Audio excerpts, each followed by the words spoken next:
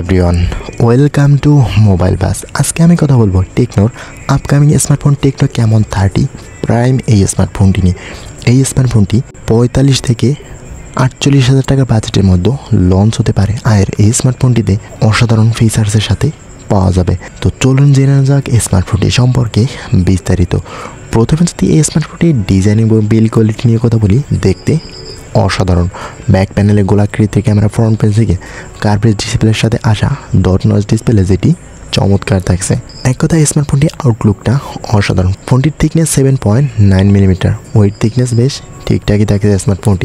ফোনটি থাকবে দুইটি কালারে, ব্ল্যাক এবং ব্লু কালারে। ফোনটিতে থাকছে না কোনো IPA রেটিংয়ের সুবিধা, তবে এটা প্রয়োজন ছিল এই বাজেটে। এরপরে স্মার্টফোনটি ডিসপ্লে সেকশনে ফোনটিতে অফার করেছে 6.77 ইঞ্চির একটি LTPO AMOLED 120 refresh rate display, যেখানে 1264x2780 পিক্সেল রেজোলিউশনের ডিসপ্লে প্রোভাইড করা হয়েছে। 450 অন PPI ডেন্সিটি এবং কোর্নিং গরিলা গ্লাসের প্রোটেকশন দেওয়া হয়েছে স্মার্টফোনটিতে।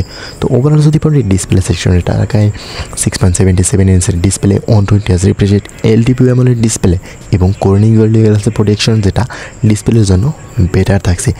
ভালো স্মুথনেস এবং বেটার কালার অ্যাকুরেসি এবং ব্রাইটফুল ডিসপ্লে হওয়াতে ভিডিও দেখা এবং ফোনটি গেমিংয়ের স্মুথনেসও অসাধারণ। এক কথায় ডিসপ্লে সেকশনের পারফরমেন্সটাই অসাধারণ।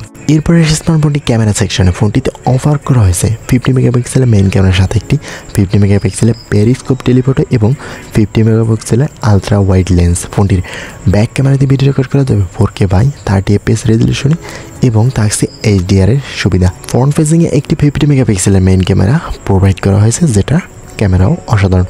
তো এই বাজেটে স্মার্টফোনটির ক্যামেরাগুলো দুর্দান্ত। পেরিস্কোপ টেলিফোটো এবং ultra wide lens as a good performance, better ছবি এবং বেটার ভিডিও প্রোভাইড করতে সক্ষম এই স্মার্টফোনটির ক্যামেরাগুলো। তো ওভারঅল ক্যামেরা সেকশনটাও টপ লেভেলের থাকছে। এরপরে স্মার্টফোনটি পারফরমেন্স সেকশনে ফোনটিতে অফার করেছে MediaTek Dimensity 8200 একটি আলট্রা 5G চিপসেট, যেটির CPU হিসেবে থাকছে অক্টোকোর এবং GPU হিসেবে থাকছে Mali-Z 77MC9, র্যাম হিসেবে 12GB এবং স্টোরেজ হিসেবে 512GB।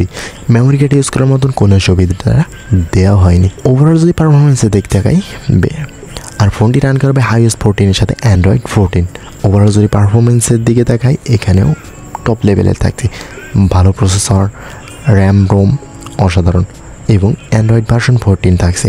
তো বেটার পারফরমেন্স, গেমিং বলেন, ভারী কাজগুলো বলেন, একেবারেই বেটারভাবে করা যাবে। এরপরে স্মার্টফোনটি পাওয়ার সেকশনে ফোনটিতে অফার করেছে 5000 mAh ব্যাটারি এবং 70 ওয়াটের ফাস্ট চার্জার। অন্য ফোনগুলোর মতনই এখানে 70 ওয়াটের ফাস্ট চার্জার এবং 5000 mAh ব্যাটারি বেটার থাকছে। এ নিয়ে বলার মতন কিছুই থাকছে না। 5070 ওয়াট দ্রুত চার্জিং এবং পুরো দিন অনায়াসে ইউজ করা যাবে। এছাড়াও স্মার্টফোনের কানেক্টিভিটি সিস্টেমে থাকছে লাউড স্পিকার, যার সাথে S2 স্পিকার দেওয়া হয়েছে, যার সাউন্ড কোয়ালিটি বেটার থাকছে। 3.5 মিলিমিটার হেডফোন জ্যাকটা পাওয়া যাবে না এই স্মার্টফোনটিতে। সিকিউরিটি হিসেবে থাকবে under display fingerprint sensor, Bluetooth 5.2, GPS, USB Type-C port এবং ডুয়েল ব্যান্ড ওয়াইফাইয়ের সাথে NFC সুবিধা। এই বাজারে এই স্মার্টফোনটি আমার কাছে বেটার মনে হয়েছে। আপনার কাছে কেমন হতে পারে অবশ্যই কমেন্ট করে জানাবেন। আজকের ভিডিওটি এই পর্যন্তই কথা হবে। নেক্সট কোনো ভিডিওতে ততক্ষণ পর্যন্ত ভালো থাকবেন, সুস্থ থাকবেন। আল্লাহ হাফেজ।